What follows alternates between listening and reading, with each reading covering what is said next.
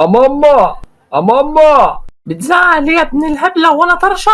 هاك عليا يا ست الكل. ما تنطق يا واد، عايز ايه؟ عشان عنده صداع. عايز فلوس عشان انزل اجيب لي هدوم العاب. لا، انا اللي هنزل معاك اجيب لك، عشان انت البياعين بتسرح عليك وتديك الحاجة غالية. واللي يا ويل واللي يا ويل قشطة عليك يا قماص. اديني جايبك في مكان عياه اهوت يكشي يطمر فيك. بقول لك يا ولا بفكرني اجيب لك لباسين، لان اللي عندك في البيت ده الله يكرمك اما، بس انا اما مش عايز لبسي، انا عايز ترنج. بس يا عبيط، عشان ما يجيلكش تسلخات. تعالى بس ما نشوف الاسعار الاول عامله ايه. ما شاء الله ما تزوميش فيه، يلا بينا. ايه رايك يا حبيبي في الجاكيت اللي هناك دوت؟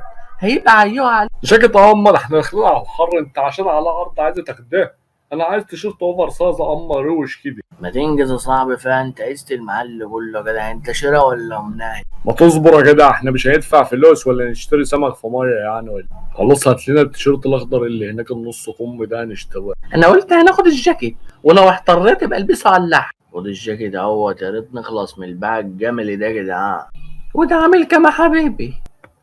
هو الساعة قدامك يا حاج يعني 500 جنيه. لا كتير، هناخده ب 250. حاجة ده معمول على عرض، ده تصفيات حاجة، ده كان ب 750 جنيه. خلاص يا حبيبي، هتلف لفة ونرجع لك. ده ارض مني انا حجوجة يعني؟ انا بقالي ساعتين عمال اقيس في ابنك، ده غير ان ريحة رجليها منتنة وجابت لي عمى الوان وتربانة في عقلي ومش عايز اتكلم. خلاص يا حاج، نقسم البلد بلدان، هات 400 جنيه. ده بقول لك انا الظبط، انا بقى لما اديك فاسيه طيارك واحرقك. يا ابني ما تنهيتش يا قلبي، هم ال 250 جنيه اللي معايا، عايزهم ولا امشي؟ ادي حاج، ادي حاج، انت صعب قوي يا باي يا جدعان. شاطره ماما، ده انت حمى.